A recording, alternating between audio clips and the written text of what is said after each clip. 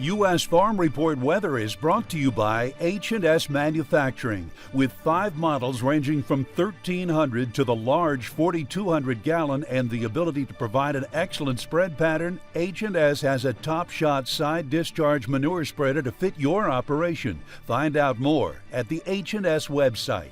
Time now for a check of weather with meteorologist Matt Engelbrecht. Matt, just a few months ago, there were expectations for a wet fall due to the arrival of El Nino. And I know fall is just now officially here, but are models showing that this dryness will continue? Yeah, Tyne, a great observation. We talked about that middle of summer, that there is a very high probability that we're going to settle into an El Nino pattern going into fall and winter. But also what we talked about was the delay, that we just don't flip a switch and get into El Nino.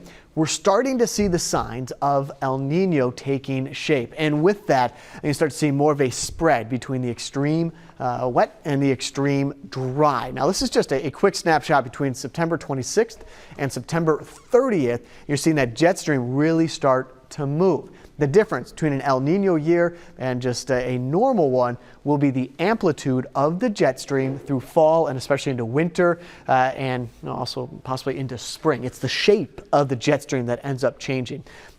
That was about way too long on that, but at least wanted to get to it. So again, wetter than average back here towards the northwest as we start to see a trough try and dig across the United States. Where that ridge is located, we'll see drier than average conditions. You got this little half circle right here. That is going to come from the tropical system that we've been tracking this past weekend.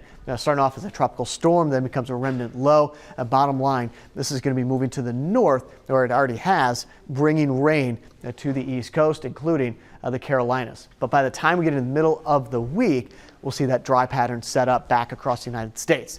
Take a look at the root zone map. So where that rain is going to be coming down, we actually kind of need it, but we're kind of getting that tricky spot as well as do we want it in those locations as that harvest starts to take shape. You got, again, that root zone map, extreme drought in and across the Dakotas, but also as far south as Missouri, in Nebraska, also down along the coast as well. Also starting to see that drought take shape once again into the Midwest, including Indiana and Michigan. So what's the jet stream going to look like this week? So we've already talked about where that rain is going to be located.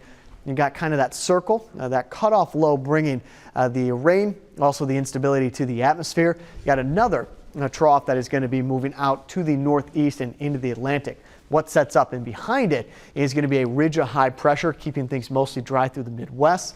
This next Pacific Northwest trough, Wednesday, Thursday, and Friday, that's the kind of energy that we look for that's going to bring down some cooler temperatures in and across the United States. So this pattern will start to break down as we get into the middle part of next week.